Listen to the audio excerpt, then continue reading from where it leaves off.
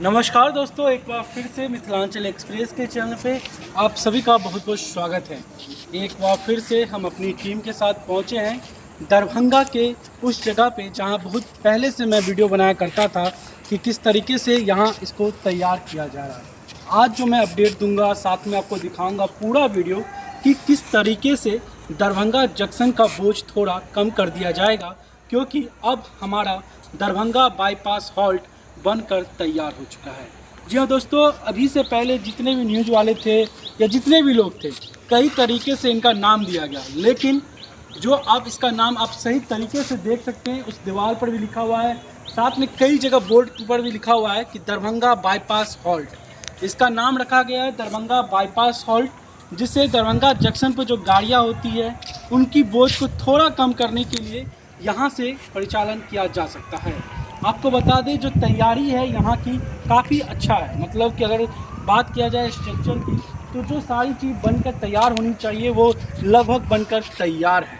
हम बात करें साथ में नल, वो नल भी लग चुका है। साथ में लोगों को बैठने के प्लेटफॉर्म की बात किया जाए, वो भी लग चुका है। साथ में आप एक यहाँ पर एक बिल्डिंग टाइप का या छोटा सा दिख रहा होगा, वहाँ से में भी हो सकता है कि वहाँ पर टिकट घर या जिस तरीके से रखा हो वहाँ पर बनने वाला है, जो कि अब वहाँ पर भी थोड़ा सा काम होना बाकी है। आप देख सकते हैं कि मशीनें वगैरह अभी भी रखी हुई है, लेकिन मजदूर अभी यहाँ पर एक भी नहीं दिखा, क्योंकि हो सकता है कि अभी काम रोका गया हो, लेकिन ज़रूरत से ज़्यादा मतलब बहुत ज़्यादा काम हो चुका है। तो उम्मीद कर सकते हैं कि जो नया साल 2025 होगा, इस दरभंगा बाईपास हॉल्ट के लिए एक अच्छा समय होगा। यानी कि कह सकते हैं दरभंगा के लिए अच्छा समय होगा। जिस तरीके से अगर आपने मेरे पिछले वीडियो को भी अच्छा प्यार दिया था, अगर पिछला वीडियो आप देखेंगे तो कई सारे चीज़ें देखेंगे कि जो नहीं थी, लेकिन अब जाकर वो सारी चीज़ें आपको देखने को मिल रही होगी।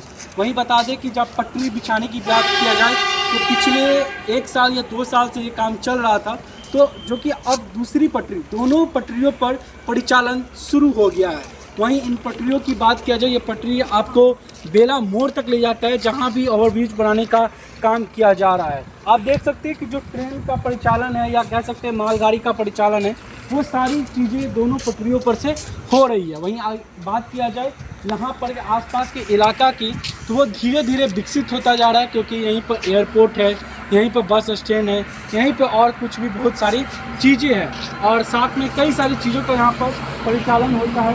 ये भी कह सकते हैं कि नया नया इंडस्ट्रियल एरिया बन रहा है, रेसिडेंशियल एरिया बन रहा है, और कई तरह के विकास कार्य यहाँ पर हो रहे हैं।